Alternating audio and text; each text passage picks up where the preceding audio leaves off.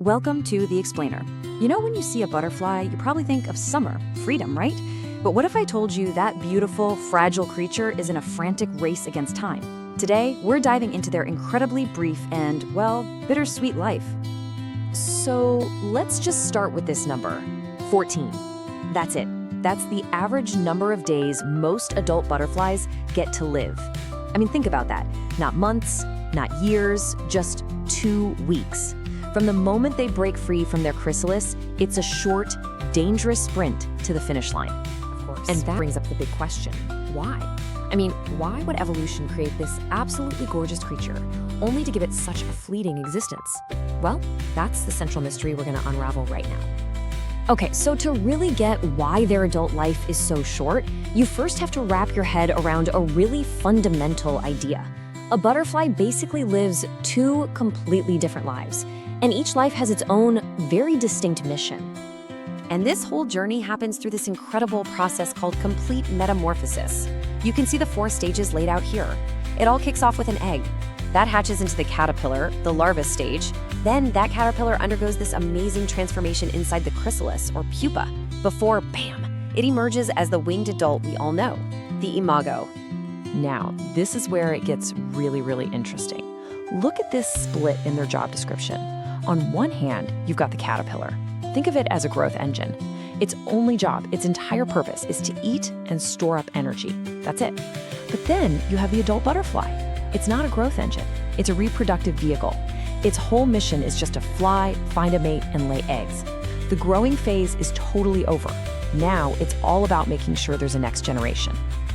So the question is, how does this 2-part strategy lead to such a crazy short adult life?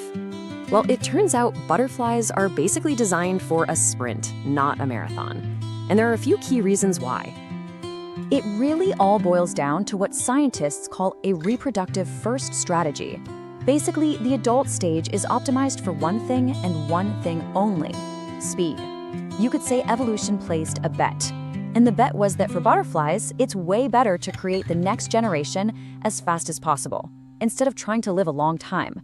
I mean, if you can pass on your genes in a flash, a long adult life just isn't necessary, right? Okay, reason number 1 for this short sprint is an internal one. Put simply, their bodies are built to break. Seriously, they are incredibly fragile by design, and they're just not built to last. Think about it. Every single flight, every landing, every time they just barely escape from a predator, it all causes physical damage. Those tiny, beautiful scales on their wings, they rub off really easily, and that makes flying harder. Their wings get torn, their fragile little legs break, their bodies literally just wear down with use, and that, as you can imagine, drastically cuts their chances of survival. All right, so that's the internal stuff. The second big reason is external, and it's that for a butterfly, the world is just an incredibly dangerous place. I mean, there are threats lurking around every single corner. For starters, they're on the menu for countless predators. We're talking birds, spiders, wasps, you name it. Then you've got parasites to worry about. And on top of all that, there's the weather. A single heavy rainstorm or a sudden cold snap can be a death sentence. Seriously, every single day is a fight against the odds. And the final piece of the puzzle, it comes down to fuel. The best way to think about it is like this. They're high-performance flyers, but they've got tiny, tiny little gas tanks. Yeah, this quote really gets to the heart of it. Remember how the caterpillar's only job was to eat and store energy? Well, the adult butterfly, on the other hand, it just sips nectar. And nectar is basically sugar water. Sure, it gives them a quick burst of energy for flying around, but it's nowhere near enough to, rebuild their bodies or sustain them for the long haul. They're essentially running on fumes, the limited fuel they managed to save up from their caterpillar days. Okay, but of course, with any rule in nature, there are always exceptions. While that 2-week lifespan is super common, evolution is, pretty clever. When a species absolutely needs to break the rules to survive, it finds a way. And some of these exceptions are pretty dramatic. And this chart just shows the difference so perfectly. On the left, you've got your typical butterfly, something like the cabbage white, living for just a few weeks.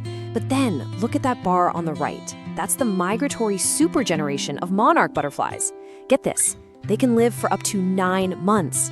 Why? So they can complete that incredible, mind-boggling journey all the way from Canada down to Mexico.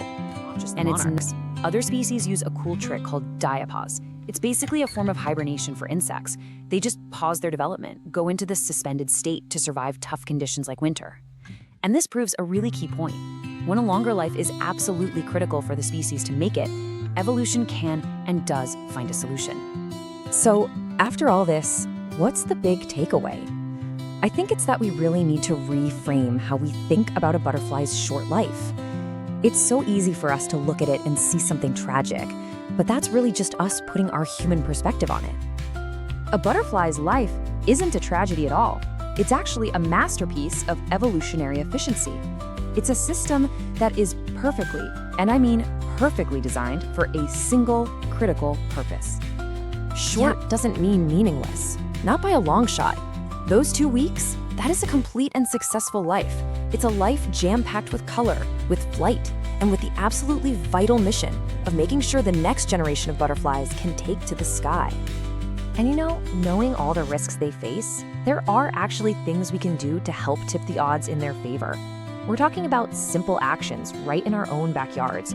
Things like planting native flowers they have nectar to drink, putting in host plants for caterpillars like milkweed for monarchs, and just avoiding those broad-spectrum pesticides. All of that can give them a much, much better shot at completing their short, perfect flight. Kind of leaves us with one last thought to chew on. Is the value of a life really measured by its length? Or is it measured by the intensity, the color, and the purpose with which it's lived? Something to think about. Thanks for joining us for this explainer.